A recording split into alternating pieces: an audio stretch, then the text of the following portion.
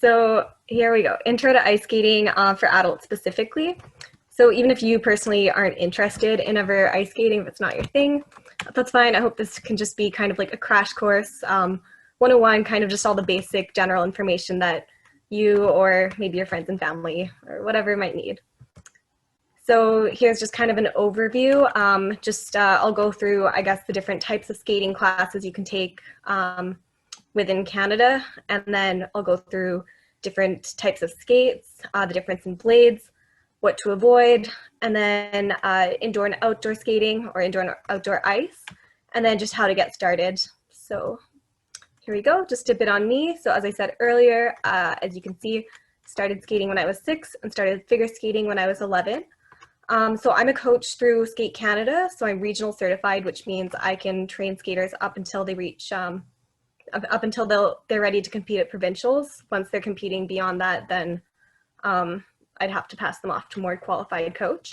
But I'm qualified to teach all of these classes below. I'll go through them all later. I'm from Edmonton, Alberta. I think I mentioned that at the beginning, but yeah, I've lived in Edmonton my whole life.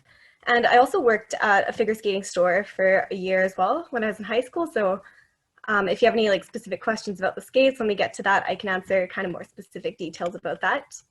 And yeah, I love skating. I don't consider myself a sporty person. I never really liked sports in general, but skating has always been my favorite. And yeah, I hope I can share some of that with you guys.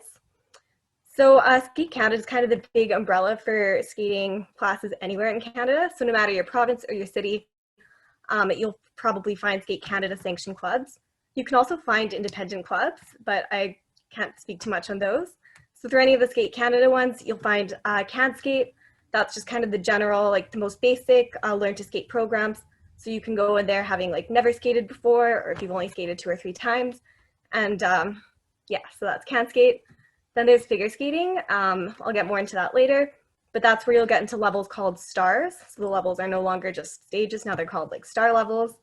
And there's different levels within there, so that's figure skating.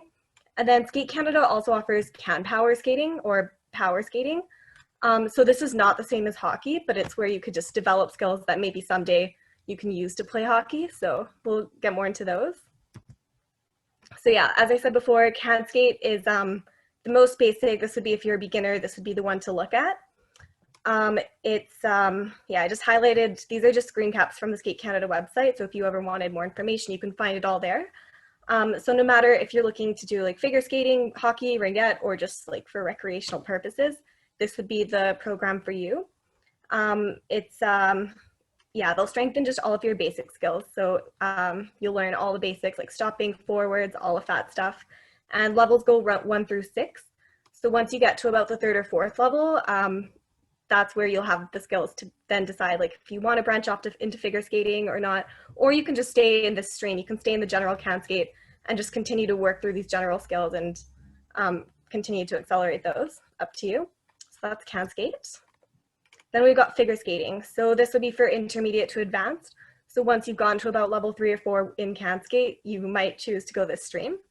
So star 1 to 5, this is the level of figure skating that I teach. So this would be like your single jumps, simple spins. I won't get super into like what skills we do because that's like technical figure skating, I guess. But once you pass all of that, then you can also move on to star 6 to gold. I don't teach these classes, but I did them personally years ago. So yeah, and then disciplines within figure skating. There's singles, pairs, ice dance, and synchro. You've probably watched them all on TV. I know we probably all love Tessa and Scott. They're my personal favorite pair skaters. So personally, I've only skated and competed, and I've only ever taught singles. But yeah, synchronized skating is another really fun one to watch. They'll go out in groups of like 10 to 15 skaters. It's really beautiful. But yeah, so there's so many different types if you choose to either get involved or just watch on YouTube when you're bored. Okay, and then can power skate. This is another one. So once you've gotten to, like once you know how to skate forwards and stop, you've got your basic skills. This is kind of taking those basic skills to the next level.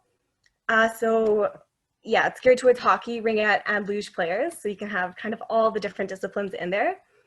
And it's a really good stage for if you're not sure if you want to go into hockey or if you want to, even if you are on a hockey team, if you just want to strengthen your skills, it's a great place to do that. I also teach some can power skating classes. Even though I've never done hockey skating or anything, I had to teach myself how to skate in hockey skates so that I could teach can power skating. And yeah, we've got a whole bunch of different people in our classes. Some people are already on hockey teams. We've got some people who are even adults just looking to come back to the sport and just get out on the ice once a week just for general fitness. So it's a great higher intensity environment. Yeah, I'll leave it there. And then lastly, some clubs actually offered classes geared specifically towards adults. So this is something to look into depending on your city, depending on what's nearby. They'll have like separate sections for adults, like just anyone 15 or over. And then some will even have different like groups, like an adult version of each specific group. So they'll have the beginner Canskate classes and then adult Canskate. And then figure skating 1 to 5, star 1 to 5, adult figure skating 1 to 5. So that'll all depend on, I guess, what your club offers, but it's worth looking into. And one thing with the adult classes is that they do offer more flexibility. So for example, I taught an adult class a few years back where in the curriculum, technically, you're supposed to learn how to jump, but none of the adults really cared to learn to do that. They were just like, you know what, we'd rather focus on just strengthening our skating skills. We don't care for jumping. We just want to get out there and skate. And so that's what we did. So yeah, with the adult classes, you have more flexibility. The classes are usually a bit emptier too, or smaller, so more room to ask questions. So yeah, that's what I would recommend. So moving on to the different types of skates that you can have. So the first one we'll talk about, or the two main ones, I guess, are the hockey and the figure skates. Biggest difference that you'll see is that the figure skates have this toe pick. This can either be a good thing or a bad thing. It really depends on the person. Some people find that they, like to beginners, I should say, to beginners, some people find that they trip over the toe picks a lot, which can put you at a disadvantage. But the other thing is the figure skating blade is much longer than the hockey blade. So it can also give you an advantage in that way. You'll have more freedom to lean, I guess. You can lean forwards and backwards and you won't be as likely to tip or to lose your balance. Whereas a lot of newer skaters who try hockey skates find that it's harder to lose balance just because the blade, as you can see here, is much shorter on both ends. The other thing is the boot on the figure skate is much higher, so it'll feel tighter. Figure skates are a lot more uncomfortable. If you've ever tried both, you'll probably notice the feeling. So it's a lot tighter, but it comes up higher and it'll give you more support on your ankles.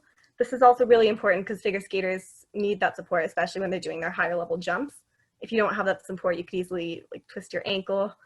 All that. Hockey skates are more comfortable. You'll have a little bit more wiggle room there. So, and same thing in your toes. Hockey skates have more room in their toes.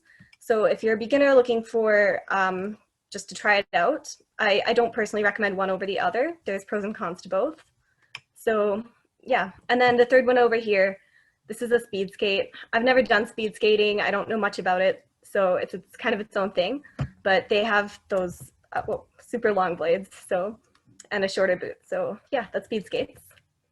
The one thing I'll say to avoid is just avoid these recreational skates. They look like this. They come in all different designs, but I strongly don't recommend them. Having worked at the skate shop and having taught skating classes, we actually sometimes don't allow skaters to come onto the ice with these just because they're built from cheap plastic materials. They're really easy to injure yourself in. They'll give you pretty much no support at all. Yeah, they're bad for so many different reasons. So just try and avoid them. Cheaply made as well. They won't be able to do a heat fit. The blades are made from poor material. Yeah, so they look really comfortable because a lot of times you'll see these ones with like the fur on the inside and they're super big on the outside, but just avoid them. Any of these really colorful looking ones to look out for. And so the last one is indoor and outdoor ice. Again, there's pros and cons to both. I know right now with COVID going on in my province, at least, all of our indoor rinks are closed. So we only have outdoor ice at the moment, but pros and cons to both. So with indoor ice, some of the pros that you have is that you'll have a nice smooth Zamboni ice surface. Then the other thing is just from a safety standpoint, either if you're taking lessons, all of your coaches will be first aid trained, or even if you're just there for public skating, even the rink attendants, whoever's supervising, will still have their first aid certification. You can almost guarantee that the facility will have a first aid kit and an AED kit just in case anything happens. And then of course you've got just the heated facility, water fountains, everything that you might need. Indoor rinks often have like actual dressing rooms, so a place where you can leave your bag, your shoes, your coat if you want. And then I guess on the cons, indoor rinks have pre-scheduled times, so obviously you can't just go in and skate whenever you want. You'd have to either like book and pay for a session or just like look ahead of time. They have their own rules and regulations, so you can't bring your own sticks. Like you can't go and organize games with your friends. If it's shared ice, you have to respect the rules. And at these public skating sessions, what they do is you all skate counterclockwise and then clockwise for half the time, kind of like just a regular roller skating. So it's not really a free for all. You do have to kind of follow the rules. With outdoor ice, there are also pros and cons. Some of the pros, as you can see, so you can go whenever you want for the most part. They're also accessible during COVID, at least during my province. You have to wear your mask when you get to the rink, but then you can take it off while you're skating. So it's a good way to have some fun with your friends, socially distanced. And then yeah, less rules or restrictions. So you actually are allowed to bring your sticks. You can organize games. There's no supervision. So I guess that brings us to the cons, is that there is no supervision. So you're skating at your own risk. You'll have to bring whatever you need, bring a water bottle, first aid kit, all of that, because there won't be anyone there, at least not at most outdoor rinks. It's also a rougher ice surface, so it'll dull your skates out a lot quicker. That's something to watch out for if you are taking lessons or if you do skate often. You should be sharpening your blades every so often. And if you use outdoor ice, then you'll just need to get your skates sharpened more often. So not a big deal, but it's also not ideal. And then, yeah, it's outdoors, so it'll be colder, but I mean, ice is ice. And yeah, so pros and cons to both. And so if you ever do want to get started, and if you are looking for just a fun winter activity or any season activity really, some things that you'll need. Skates, so like we talked about, figure skates or hockey skates, just make sure to avoid recreational skates, whatever you do. Gloves, just general skating wear. If you're a beginner, I'd also recommend a helmet. I think it's mandatory for most beginners classes, but it's a good idea because if you hit your head on the ice, that's not fun. So a helmet, stick if you need. One thing to avoid is knee pads and elbow pads. They actually will be more of a hindrance to you than a help. They'll restrict your movements. They might cut off circulation. The biggest thing is they restrict knee movements, which is really important for skating. So just avoid them. Even if you do fall, it's really not all that bad. And then if you do want to get started, what you need to do is just find your nearest ice rink or ice surface, indoor, outdoor. You can even buy these kits to build an ice rink in your backyard if you have enough space. So lots of options there. But yeah, find the option that best suits your schedule, your goals, all of that. And yeah, you can look into joining clubs. There's also a ton of different resources online. Even myself, I love just watching skating on YouTube whenever I'm bored. There's online tutorials, or you can also just watch the professionals for fun. So that's all I had for you guys today. Thanks for your time. I can post this with all the links in the event page, and if you have any questions, I'm happy to answer them.